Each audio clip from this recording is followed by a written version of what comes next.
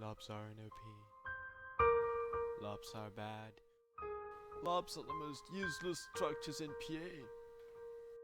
This is just not true.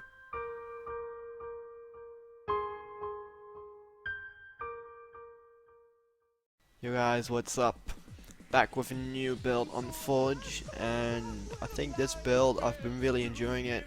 Trying out some new stuff on Forge. So spawning in with a butter factory and built 2 pigeons, and notice that my com is not gonna spawn near the metal, or is gonna make any metal at all. So this is kind of a whole new build, which works.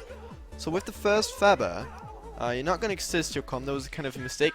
You're gonna make metal, 4 metal plants, and with your second fabber, we're gonna do something really interesting with that one. So what I was doing, I was kind of assisting my com with it. As my second factory or build, I'm gonna build Lobs.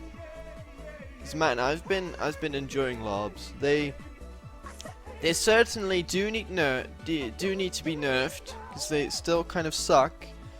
But if you use them right, they can be really OP, especially in early games. So, as our third unit, we're gonna make a Stitch or a Combat Fabber, and we're gonna reclaim our commander. And notice that the eco tap, we're not crashing at all. So that's good. With our third Fabber, we're gonna build metal plants here. And notice that I'm firing the lob right here. So when the enemy sends incoming units, I've got like 10 dogs to fight the incoming units, so you don't really need to worry about your feather being sniped by enemy dogs. So that's it. We're gonna build another lob, and after that we're gonna build an air factory and 2 power generators. So as you guys see, I've got 10 dogs against 2 tanks. So with a bit of micro, I'm able to kind of take out all of his units. It's really good in early game. So I took down his Fabber, and I'm gonna kind of attack his metal plant. Now I built my second lob here, firing it this way, so I can kind of cut off this expansion point of my enemy. Notice that I'm kind of free to expand. This is actually the first time I tried this strat. And just you guys notice that I'm like free to expand with all my feathers. There's literally no unit of him that tries to attack me, and I'm kind of already winning this game in just about 2 minutes in. So that's kind of insane. I've got a lot of ground forces already. I've got 50 ground forces, and that's absolutely insane to have in 2 minutes. I'm kind of infiltrating his base now, killing his Stitch, killing his feathers. And at this point, Bob thought, fuck man, I kind of lost already. What's this shit? Bob, absolutely, he has got no metal. He's got 47 metal. And I've got 105. And this is 3 minutes in. And I haven't even expanded aggressively at all. Like, my fab was idle here. It could have built like 3 metal spots in the time it was idle, but I just wanted to show you guys that this strat definitely has potential on maps like Forge, Lock, maybe even Clutch and Crag. I'm not sure about those maps though, but it works on Forge. I have to try and unlock, but it's definitely a really good strat. Yo guys, so this is the second game I played against Bob. I kind of told Bob my strategy about what I was gonna do the second game, so he knew what I was doing.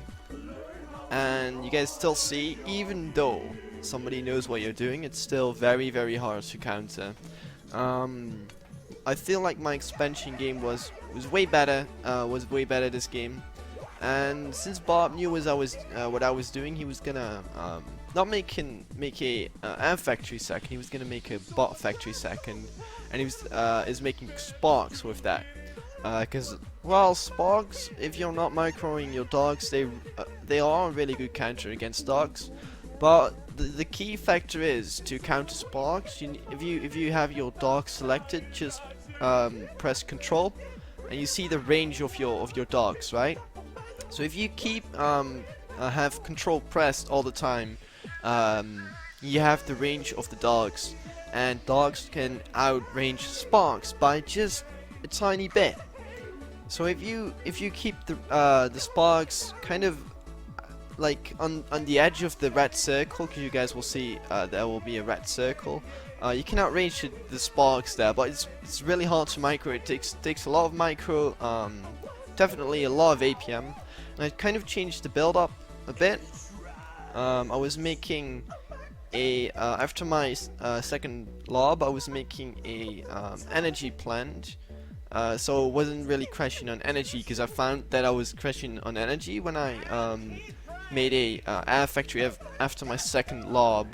And also I didn't leave this fab idle, I was making energy with this as well, because even though lobs don't take any energy whatsoever, that's why this thread's so good. You don't really need to care about energy a lot. Your factories and fabbers still do, and I've got 3 fabbers and a comet fabber and 2 factories supported by now by 3 power plants, and I'm still like not crashing an eco. So looking at the mobile count, I've got 41 units already. Bob only has 13. Bob counted this quite well. He counted this with sparks. But I thought, you know, Bob, you can just camp with your sparks. They're not very mobile. Like, the thing is, Bob doesn't have any mobile units whatsoever. So I was just expanding freely. I had an air fabber because I knew Bob didn't have an air factory, because he was countering my strat. So what you want to do if somebody does this, you just build like a ton of fabbers, just expand freely over the map, take all the eco. And I would recommend, after your like second lob, don't build anymore, because like I said, they're not very good in late game.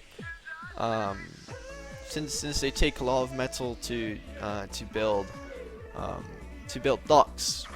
So I'm kind of like attacking him now all over the map. He's kind of getting an attack up here, but I noticed that he didn't have an air factory, right? So we're just transitioning into bombers, and I was able to bomb this freely. Even though if I didn't make the air factory, I would have probably still been able to counter this with my lobs or my commander, for instance. Now, after my tank factory, I decided it was a good idea to go tier 2 tanks. Since I had so much map control, I had the eco for it.